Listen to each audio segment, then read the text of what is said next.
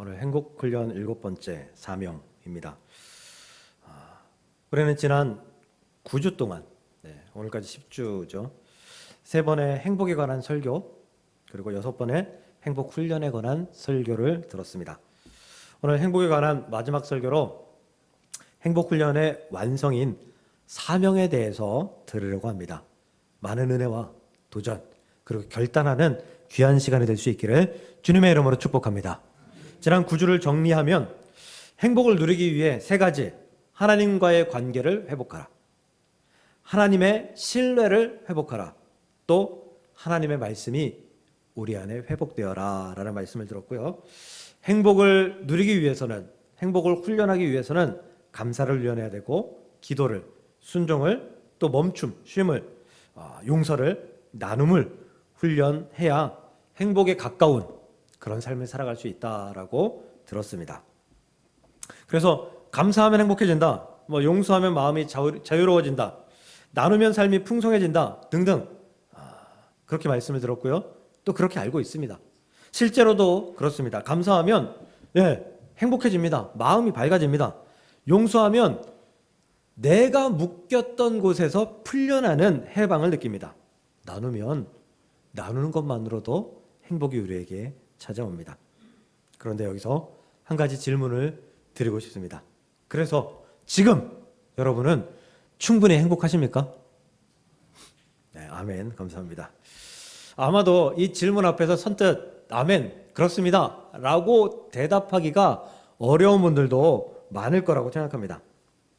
왜냐하면 우리는 분명히 행복해지는 방법을 말씀을 듣기 전에도 어느 정도는 알고 있었음에도 불구하고 우리는 그 행복을 가지지 못했었기 때문입니다. 마음 한쪽에 설명하기 어려운 부족함, 왜 나는 행복하길 원하는데 이 행복이 내게 완전히 다가오지 않지? 라는 그러한 의아함이 우리 안에 있었기 때문입니다. 왜일까요? 왜 그럴까요? 왜 행복이 우리 안에 완전하지 못할까요? 그 이유는 단순합니다. 우리가 원하는 행복의 방향성이 잘못되어 있기 때문입니다. 지금까지 우리의 관심이 행복 그 자체에 머물러 있었기 때문이다라는 거죠. 그래서 우리는 계속해서 이렇게 질문했어요. 어떻게 하면 행복해질 수 있을까? 과연 어떻게 해야 행복해질 수 있을까? 그런데 하나님은, 성경은 이렇게 말씀합니다. 무엇을 위해 살아야지 행복할 수 있을까? 우리가 무엇을 얻어야지, 무엇을 가져야지, 무엇을 누려야지 행복할까가 아니라 네가 무엇을 해야지 행복을 느낄까라고 하나님이 물으신다라는 것입니다. 이 말씀은 행복과 우리 삶의 목적이 매우 밀접한 관계에 있다라는 것입니다. 그러므로 우리는 삶의 진정한 목적이 무엇인지 깨달아야 완성된 행복에 다가갈 수 있다는 것입니다. 오늘 본문은 예수님께서 승천하시기 전에 마지막으로 남긴 그런 말씀이십니다. 너희는 가서 모든 민족을 제자로 삼아 아버지와 아들과 성령의 이름으로 세례를 베풀고 내가 너희에게 분부한 모든 것을 가르쳐 지키게 하라. 볼지어다 내가 세상 끝날까지 너희와 항상 함께 있으리라. 이 2절의 말씀에 우리의 삶의 방향과 또 우리의 존재 이유, 그리고 우리를 부르신 하나님의 목적이 다 담겨 있습니다. 오늘 말씀을 통해서 하나님을 위한 삶을 살아갈 때 비로소 행복이 완성된다, 이런 은혜를 깨달을 수 있기를 간절히 소망하고 축복합니다. 하나님을 목적으로 하는 삶, 즉 사명이 우리의 삶이 되어서 참된 행복으로 이루어지는, 다가가는 귀한 은혜가 우리 안에 있다라는 사실을 깨달을 수 있기를 주님의 이름으로 간절히 축복합니다. 오늘 본문은 사실 우리가 너무나 잘 아는 말씀이죠.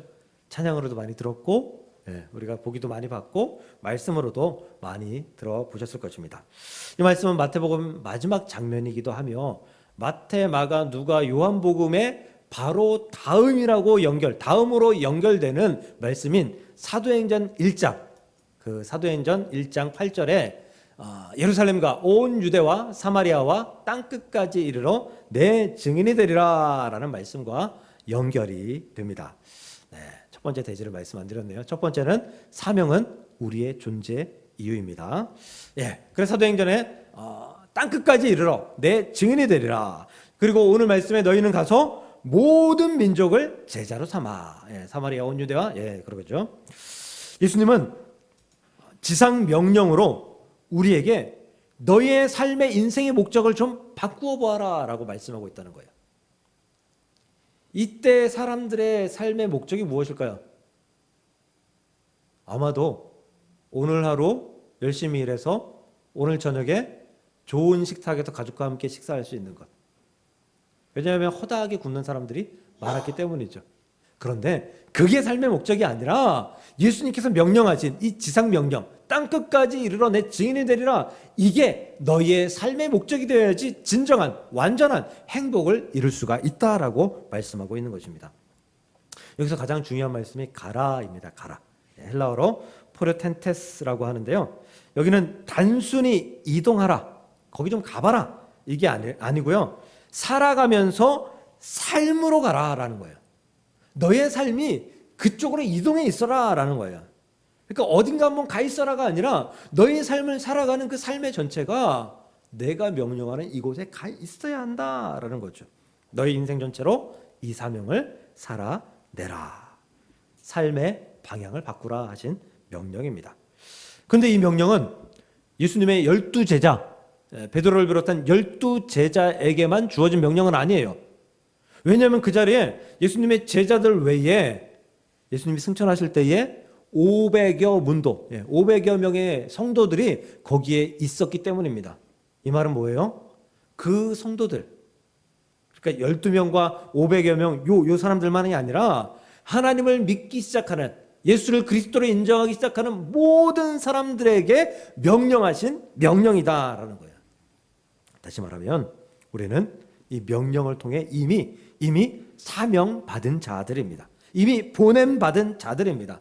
우리의 사명을 우리가 선택할 권리가 없다는 거예요. 나는 하나님 잘 믿으니까 이 사명 나 감당할게요. 근데 하나님, 나 아직 하나님 믿음이 부족하고 좀 그래도 내 삶이 좀 바쁘고, 그러니까 하나님 이 사명 나 거부할게요. 이게 안 된다는 거예요. 이거 자체가 안 된다는 거예요. 사명은 예수를 그리스도로 믿는 그 순간, 구주를 믿는 그 순간 우리 안에 들어오는 것이고, 우리의 삶에 사명이 있어서 그 사명으로 말미암아 우리의 삶이 꾸려져 가야 한다. 사명은 선택이 아니라 필수다. 그리스도인의 정체성이다라는 것입니다. 그래서 여러분에게 이렇게 묻고 싶습니다. 여러분, 지금까지 예수를 믿은 후 무엇을 위해 살아오셨습니까? 여러분의 삶에 이동한 그 자리, 그 사명은 과연 무엇입니까? 혹시 열심히 살고 있는데도 불구하고 공허함을 느끼십니까? 현대인들의 가장 문제가 공허함이잖아요. 정체성과 방향성에 사명이 담겨 있지 않으면 그리스도인들에게도 공허함이 찾아옵니다. 정체성과 방향성에 사명이 없으면 세상 사람들처럼 돈을 위해 살고, 사회적 지위를 위해 살고, 가족만을 위해서 살고, 자녀만을 위해서 사는 그러한 삶을 살기 때문에 결국은 공허함에 맞닥뜨릴 수밖에 없게 된다라는 것입니다. 즉, 이 공허함, 이 허탈함, 이것에서 벗어나려면 하나님께서 주신 인생의 목적, 삶의 목적, 우리를 옮겨놓은 그 사명의 자리, 이것을 감당하며 살아야 된다라는 것이죠. 저에게는 희망, 소망 몇 가지 있습니다. 그 중에 작은 소망 하나는요, 아주 작은 소망 하나는 한 달만 좀 쉬어봤으면 한 달만 좀 쉬어봤으면이에요. 목사님들 안식년 그래서 한 달씩 쉬고 하시죠. 저는 한 번도 안 쉬어봤고요. 또 제가 20살에 대학교에 가면서 이 교회 사역을 시작하고 쉬어본 적이 없어요. 군대 가기 전까지도 그 전주까지 교회 사역을 했고요. 또 제대한 다음에도 그 전주까지 사역하던 교회에서 어떻게 제가 제대한지를 알고 불러서 바로 그 다음 주부터 사역을 했고요. 또 휴학을 하는 과정 가운데에서도 사역과 동시에 등록금을 또 마련해야 되고 하는 일들이 있으니까 알바를 또 혹은 막노동 같은 거를, 이런 것들을 많이 했던, 그래서 실제적으로 좀 쉬어보질 못했어요. 사역지를 옮길 때도 쉬지 못했어요. 이 교회에서 저 교회로 옮길 때도 바로 다음 주에 갔고요. 특히 우리 교회 올 때도 제가 2019년 8월 30일까지 일을 하다가 전 교회에서 일을 하다가 9월 1일에 우리 교회로 왔습니다. 하루도 못 쉬었어요. 여기 올 때는. 그때 사정도 그랬죠. 여기가 목사님이 계시지 않아서 좀 급하다 그래서 빨리 오게 되었습니다. 그래서 더도 말고 덜도 말고 한 달만 좀 쉬어봤으면, 그런 소망이, 그런 작은 소망이 저에게 있습니다. 근데 막상 그렇게 쉬라고 하면 또 쉴 수 있을까? 이런 생각이 좀 들어와요. 왜냐하면 우리가 쉰다는 것은 삶의 목적을 내려놓는다라는 거잖아요. 내 삶의 목적을 잠시 내려놓는 거예요. 은퇴하는 게 그렇잖아요. 내가 어느 방향으로 계속 살아가다가 은퇴를 딱 하면 그 방향이 다 끝나는 거잖아요. 내려놓는 거예요. 그래서 그런 말들 많이 하죠. 은퇴하면 빨리 늙어. 이런 말 많이 하죠. 은퇴하면 빨리 늙는데요. 사실상 그렇대요. 그래서 은퇴하신 분들도 작은 일들이라도 이렇게 좀 하시려고 애쓰는 모습들을 볼 수가 있습니다. 사람은 쉬지 못해서 무너지는 것이 아니라 삶의 목적이 없어서 무너집니다. 꽤 오래전에 그 무한도전이라는 프로그램에서 이렇게 노래하는 거에서 그 말하는 대로라는 그런 노래가 나온 적이 있어요. 여러분 아마 다 들어보셨을 거예요. 그러면 그 노래의 첫 번째 가사가 이렇습니다. 나 20살 적에 하루를 견디고 불안한 잠자리에 누울 때면 내일 뭐하지 내일 뭐하지 걱정을 했지.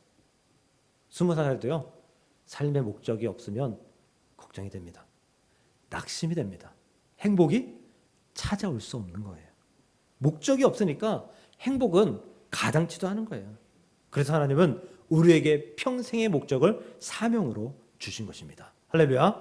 땅끝까지 이르러 내 증인이 되리라. 쉬지 말고 나의 증인이 되리라 말씀하신 이 사명이 우리의 삶의 목적이 되어서 우리가 살아갈 이유, 또 살아가는 행복을 누릴 수 있도록 하나님께서 우리에게 주신 것이다라는 거예요. 이 사명을 붙들고 살아갈 때 우리는 비로소 살아있음을 느끼게 되고 행복의 삶을 끊이지 않고 살아갈 수 있게 된다라는 사실을 믿으시길 주님의 이름으로 간절히 축복합니다. 사명 없는 삶은 편안할 수 있습니다. 그러나 공허합니다. 그러나 사명을 붙들고 사는 삶은 괴로울 수 있어요. 힘들 수 있어요. 어떨 땐 낙심이 될 수도 있어요. 그런데 살아있음과 기쁨을 동시에 누릴 수 있다라는 사실을 믿으시고 그 살아있는 행복을 위해 여러분들의 사명을 살펴보고 그 사명대로의 삶을 살아갈 수 있는 저와 여러분들 될 수 있기를 주님의 이름으로 간절히 축복합니다. 두 번째로요. 사명으로 살아갈 때 하나님께서 함께 하심을 경험하게 됩니다. 그렇다면 사명의 삶을 살 때 우리에게는 어떤 은혜가 있을까? 본문 20절 보면 볼지어다 세상 끝날까지 너희와 항상 함께 있으리라. 제가 이 구절을 쓸 때 늘 말씀드리죠. 빨간색 글씨를 중요하게 읽으라고. 항상 함께 있으리라 라는 은혜가 우리 안에 있다라는 거예요. 이 말씀에서 가라라는 명령으로 우리에게 이 명령을 끝내지 않아요. 하나님께서 가라! 땅끝까지 이르러 내 증인이 되라! 이걸로 끝내지 않아요. 그런데 가면 내가 어떻게 할 것이냐? 너희와 항상 함께 있으리라 라고 말씀하셔요. 약속하셨다라는 거예요. 이것이 얼마나 놀라운 은혜인지 아십니까? 왜냐하면 우리는 이렇게 기도하잖아요. 하나님 제발 나와 함께 해주세요. 하나님 제발 나와 좀 함께 해주세요. 지금 이 순간에 나 혼자 이 삶을 헤쳐나가기가 너무 어려워요. 그러니까 나와 함께 해주세요. 이런 기도 많이 하잖아요. 그런데 오늘 하나님께서 하나님이 함께 하실 방법을 너무나 쉽게 명확하게 알려주셨다라는 거죠. 하나님께서 함께 하시는 그 자리는 어떤 자리냐? 우리가 사명의 삶을 살아내는 그 자리다라는 거예요. 사명의 삶을 살아내는 그동안에는 하나님이 항상 함께 하신다라는 약속이 우리에게 존재한다라는 거예요. 그러니까 그때는 하나님 나와 함께 해주세요. 이 기도 자체가 필요 없다는 거예요. 하나님이 이미 우리와 함께하고 있고 하나님이 이미 우리의 일을 도와주고 계시기 때문이다라는 거죠. 이런 간증 많이 하죠. 많이 듣죠. 힘들었지만 하나님이 도우셨습니다. 하나님이 길을 여셨습니다. 하나님이 하셨습니다. 이 간증의 공통점이 무엇인 줄 아십니까? 사명의 자리에 있었다라는 것입니다.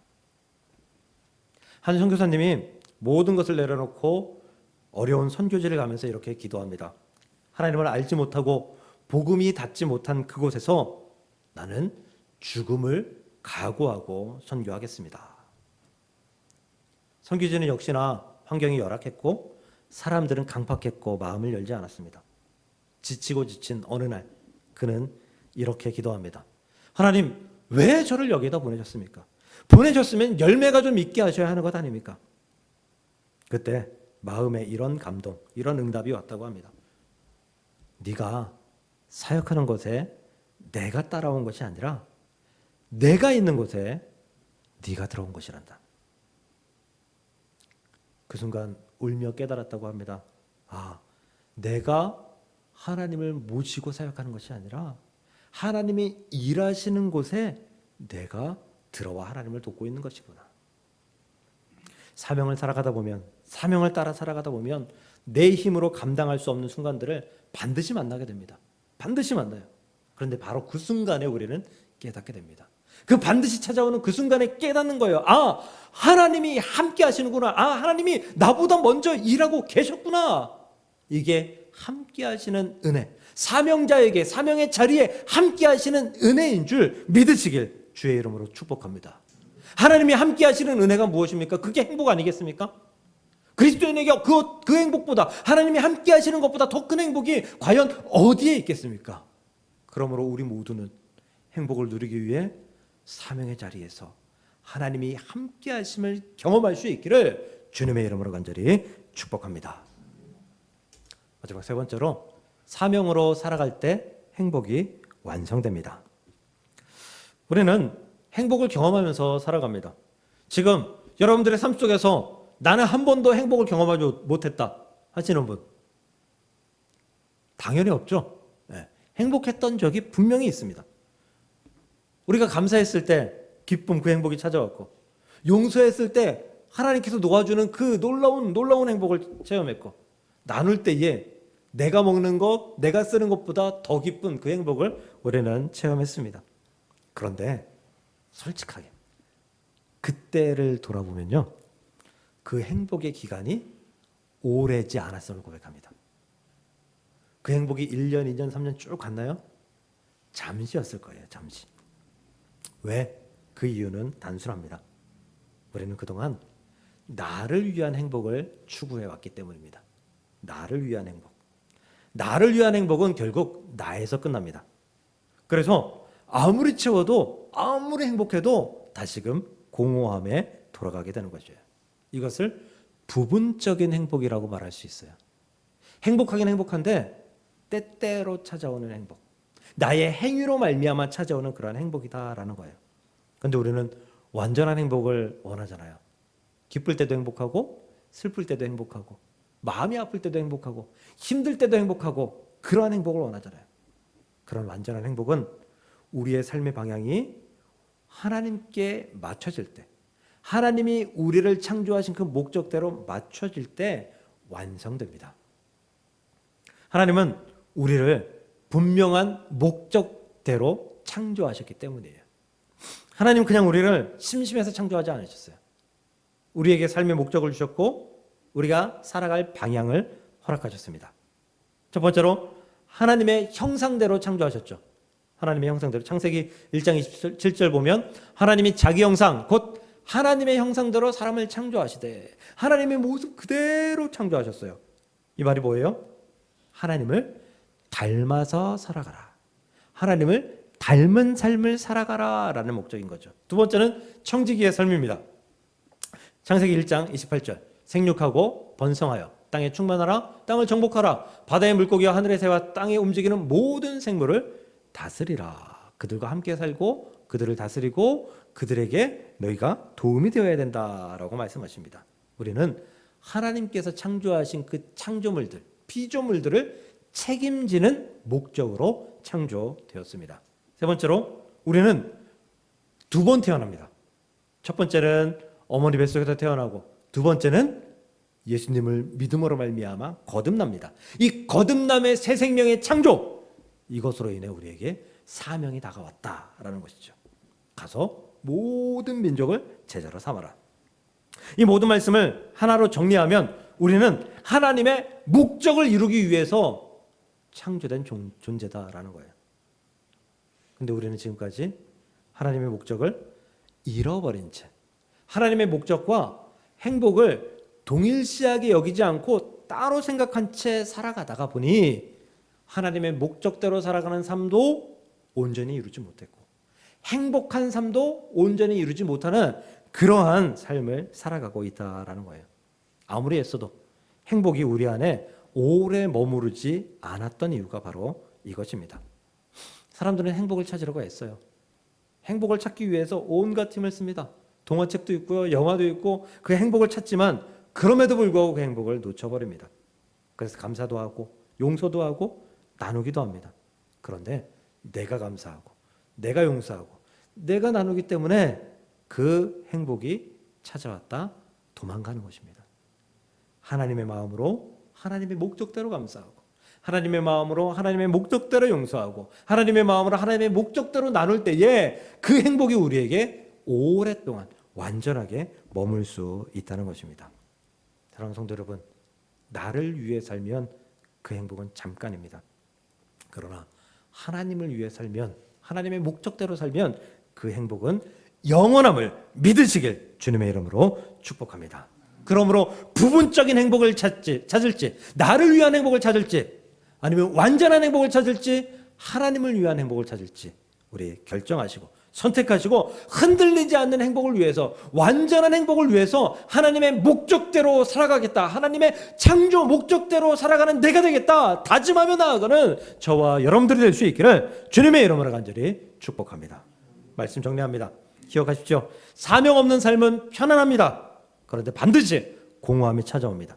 반드시 반대로 사명을 붙들고 사는 삶은 힘듭니다. 그런데 완전한 행복을 누릴 수 있습니다.